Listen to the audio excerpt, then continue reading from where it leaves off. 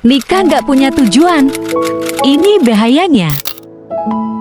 Hanya orang yang punya tujuan yang bisa terdistraksi. Iya betul. Distraksi itu adalah privilege orang punya tujuan. Betul. Jadi betul. ribut di rumah, masalah-masalah di rumah, kita kehilangan rasa cinta pada pasangan kita, atau kita sudah tidak sedeg-degan dulu lagi. Perasaan kalau ada dia ngelihat sendalnya aja gue deg-degan gitu. Iya, iya. Sekarang ada orangnya biasa aja. Nah itu walaupun begitu nih, itu distraksi namanya. Setiap distraksi itu bisa dihadapi kalau ada purpose. Maka distraksi adalah privilege orang punya purpose. Yeah. Jadi kalau memang itu distraksi bersyukur. Tapi kalau lu nggak punya tujuan, seluruh hidup lu distraksi.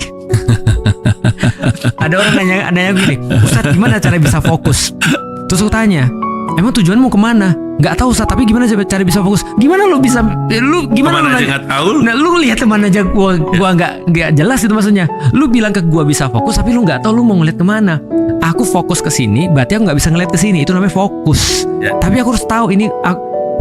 Tiba-tiba nanya, gue harus fokus kemana? Fokus kemana? Itu kan ya, lu mau kemana dulu? Nah itu penting sih. Nah purpose itu menurutku sih itu nyelamatin aku berkali-kali daripada problem pernikahan besar. Jadi ketika aku mencatat aku ribut besar sama istriku ya. Di titik aku berpikir ini masih bisa dipertahankan nggak sih? Itu tentang perkara-perkara dakwah selalu. Wow. Bagi dia kayaknya dakwahmu bukan harusnya begini deh, harusnya begini. Aku bilang, kok kamu lebih tahu? Kan harusnya kamu percaya sama aku. Aku balikin lagi kepada pernikahanku. Oke, apa yang aku minta sama kamu di awal sudah tertulis kan aku maunya apa kan? Apa yang aku minta pada kamu? Percaya, support. Udah dua itu aja. Gak ada yang lain. Yakin selama aku mutusin untuk dakwah, karena bukan maksiat ini.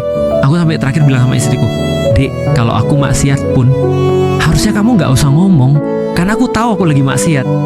Jadi aku harus apa kalau misalnya aku lihat kamu maksiat? Tapi ini kan bukan maksiat aku bilang ya. Tapi kalau aku bermaksiat pun, aku cuma pengen kamu berdiri di sini aja di sebelahku supaya aku sadar kalau aku tuh salah. Karena kalau misalnya kamu malah marah-marah, aku malah nggak mau berubah.